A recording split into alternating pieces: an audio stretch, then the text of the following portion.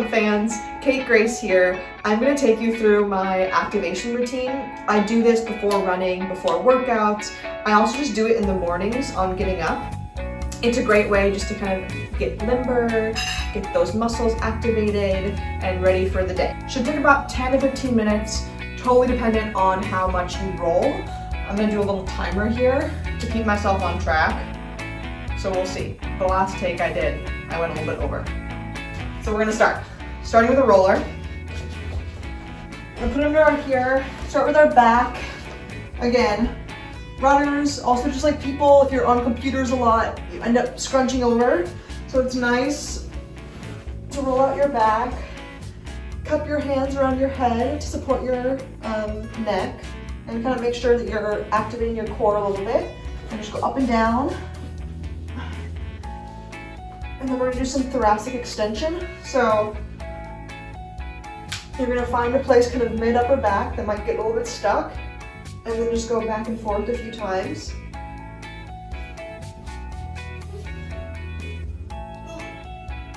That one hurts a little bit. So rolling is kind of like a sport massage in that it hurts in a good way.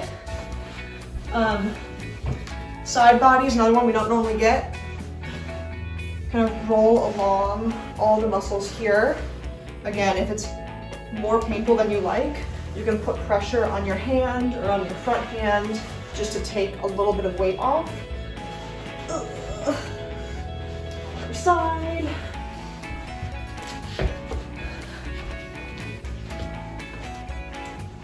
Oh man. Right here, if you get into the lats, which can be really good, also painful. Okay, now for point specific stuff, these little balls are awesome. We're gonna work at some hip flexors. So think about you have those pointy bones in your hips, and then you kind of go into the inside of that, you have kind of that little muscle area. We're gonna put it right in there. So we're gonna roll onto here and roll around. Try to find if there's anything that's especially tight. You can then move your leg back and forth, or move your leg up. Oh man, if you have to pee, it will definitely help with that. There. Another one you can do here is the diaphragm. A diaphragm, especially if you're tense, breathing hard in workouts can get really tight. It's those muscles under your ribs. So again, do it kind of not on your ribs, right in that meaty part under, and you can almost crunch over it. Also, you can breathe in and out into the ball. That will give some added work there. Okay, diaphragm's the worst one. It feels so good though when it gets open. Oh my gosh. So again, I'm kind of like crunching over it. Okay, back to legs. Always start with glutes. They're the big ones. To get a more specific roll, I would do a figure 4. So that's my ankle goes over my other quad. And then you can kind of like rock back and forth to different muscles. And again, when you find something, you just rock on it, hold there for a second or two. Other side.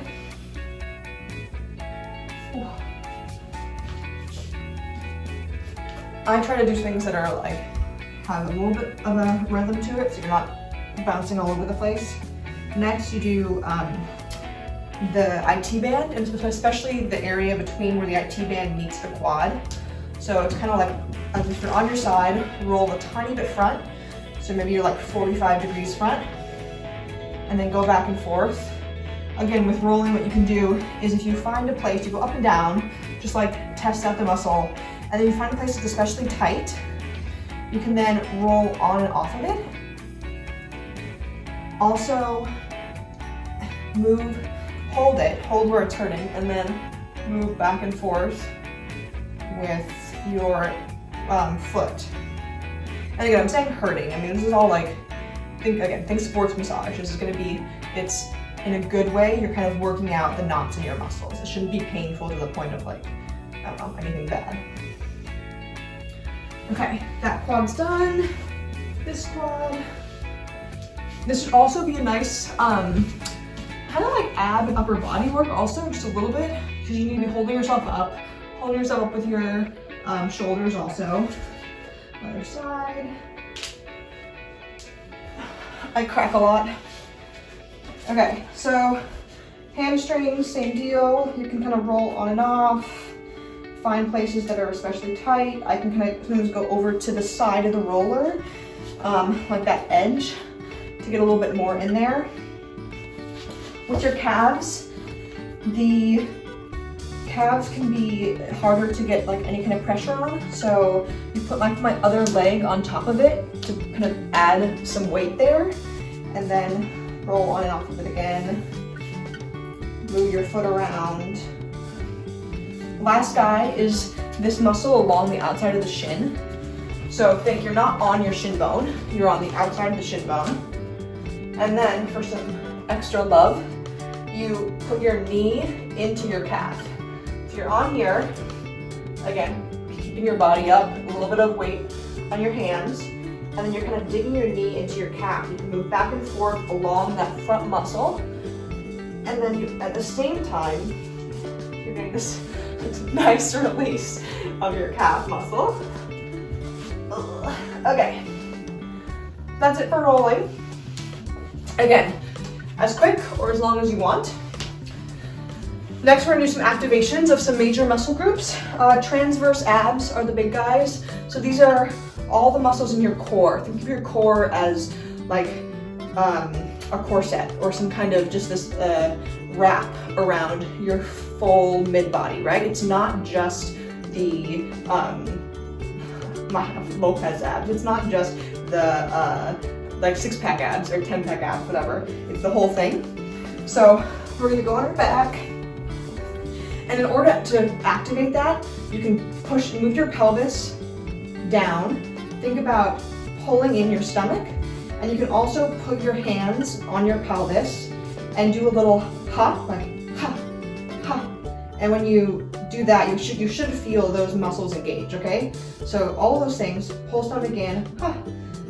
You engage muscles, and now you just test it. You test moving your legs with those muscles engaged. This is a little like modified dead bug or 90-90 taps. Again, if you did this for longer, it'd be a core exercise, but right now we're just activating. The whole point is to be holding your core in and have it not move while this is moving. Okay, next one is glutes. So these are single leg bridges are great for these. So we put one leg out and we raise with the other one. Again, when you go up, you make sure your butt is the one that's the prime mover in this. And another thing to think about is that your pelvis is tucked back. You're not spilling your pelvis over, right? You're tucking your back, you're still engaging those core muscles. And then all the power's coming from the glute. Do like 5 on each side. I have my little notes on my index card. Okay, ankles. For those of us who have ankle stuff, you can do little ankle alphabets, moving them around, back and forth. Also, toe work, moving your toes back and forth. This is a great time if you have any bands to do like resisted band exercises. I also can just resist with my hands. So resist on the outside and then push out for a few times. Inside, push in. Resist down. So resist your toes as you're like kind of curling them. Same deal up. Last time is if you have any kind of scraper tools, spoons are also great for this. This is a foot spoon. It does not commingle with the other spoons. But yeah, so you can kind of scrape at different things in your feet that can kind of get a little bit angry. I might just do a little bit on my plantar. The outside of your foot is a great one. Right up here. Also like right into under your big toe. Big toes do a lot of work for runners. Okay, got some scraping in. What's next? Oh, favorites. I never understood why pigeons are called pigeons, but maybe this is just what pigeons look like. So we're gonna do a pigeon with glute activation. Now, for this, I don't have the most flexible hips. So for me, I have my leg coming back. You can try to set up more with your leg at 90 degrees, but that ends up kind of twerking my knee. So leg coming back. The whole thing here is, again, it's a glute activator. So we're gonna engage glutes, and then we're gonna raise our knee, and then lower it with glutes still engaged, and then release. Engage, up, down, release. Again, this is about activating your glute and also keeping it activated through hip extension. So as a runner, that's what you need, right? Because as we're extending our hip, we still want these muscles to be working. 5 each time. You should also get a nice little stretch. So engage, up, down, release. Engage, up, down, release. Whew. You can do a little child's pose for relaxing. I do some active child's pose. Just to think about, the cue I use is open your armpits. I don't know, it's like releasing everything here, releasing your back down, kind of like in a deadlifting position.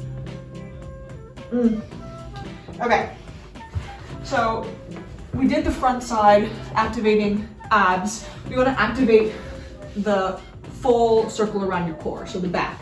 So here, lying down, think about same deal. We're pulling our stomach in. Think about pulling your belly button up toward your back, okay? So pulling your stomach in, your pelvis should be similarly like tucked down, whatever cue works for you. And so we're gonna hold this as we move our legs. And the whole point is to try to keep your pelvis not moving as your legs move. That's what the core is gonna do, right? The core is gonna try to keep your center solid as your legs move and as you run. So just up and down with your legs. You can put your hands under your pelvis just to check it's not moving. Next step with that is you can do little leg raises. Should be coming from your glutes and again, and kind of your just strong back. I feel like I slapped my glutes a lot during this video. Okay, last one is you can push up, but I tend to lose my form when I do this, so this is a little bit too much for me. Anyway, just a few of each activations. Bird dogs are next. Bird dogs are great for total body, for core, for leg, upper body activation. So we're in tabletop position, we're flat back. Imagine if there was a water bottle on your back, it wasn't moving. And we're gonna push up into the floor with all of our hands. And so our shoulders are relaxed, our neck is relaxed, and imagine pushing your heart up through your shoulder blades. So you're not kind of like hanging out down here, you're up here. And actually, like for me, it ends up almost being like an arm activation as well. Okay, so now we're gonna go back with our leg, front with our hand, and switch. And again, throughout this whole thing, keeping your tummy activated, keeping your arms activated. Bird dogs. Last thing is just twisting. We don't do a lot of twisting as runners. So, well, we do twist with our upper body, but I feel like a lot of our exercises are in one motion. So I just picked this one because I like it. I think Elliot did a whole video on these. Thoracic twist. You're kind of in a V form with your legs. Put your elbow down between them. Hand on your head. And just do this for a few things. Again, you should be pushing down with the shoulder as a way to help get the twisting motion. Ooh. And those are my main things for total body activation warm-up. If you're about to go for a run, you can go out and do your dynamic warm-up exercises. If you're just getting out of bed, you can go eat breakfast. Enjoy!